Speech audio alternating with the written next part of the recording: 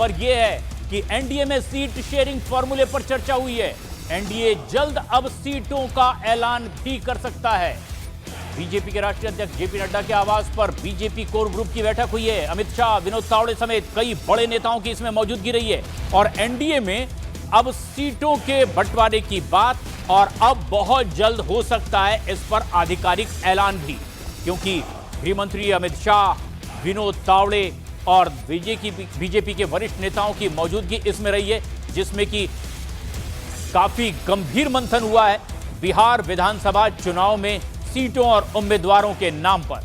और ऐसे में माना जा रहा है कि अब बस बहुत जल्द इसका ऐलान भी हो सकता है, क्योंकि जेपी नड्डा के घर पर ही बीजेपी कोर ग्रुप की यह बैठक हुई है, जिसमें अमित शाह, विनोद तावड़े समेत तमाम बड़े नेताओं की मौजूदगी रही।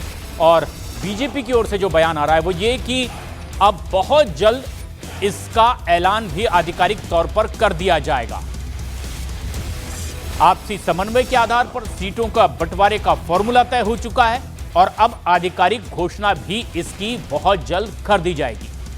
सूत्रों के हवाले से पहले यही खबर आ रही थी कि बीजेपी 101 सीटों पर चुनाव लड़ सकती है, जेडीयू 102 सीटों पर लड़ सकती है और चिराग पासवान को भी मना लिया गया है, उनसे भी सीटों पर सहमति और समन्वय बन चुका। तो वहीं चिराग पासवान की पार्टी के नेता संजय पासवान ने दावा किया कि सीट शेयरिंग पर बातचीत पूरी हो चुकी है, सिर्फ एक सीट पर चर्चा इस वक्त चल रही है। सचिव संजय पासवान जी से बात करते हैं। संजय जी, अब कंफ्यूजन क्लियर हो गया है? सब क्लियर हो गया, सब कुछ ठीक ठाक है। हमारे नेता आदरणीय चिराग पासवान जी और एनडीए के भारतीय जनता पार्टी के वरिष्ठ नेताओं से मुलाकात लगातार हुई है, सब सम्मानजनक है और जो कुछ थोड़ा मोड़ा बचा है वो सब क्लियर आज से सुबह तक सब हो जाएगा। यही सवाल हम आपसे पूछ रहे हैं, 20, 22, 24, 27।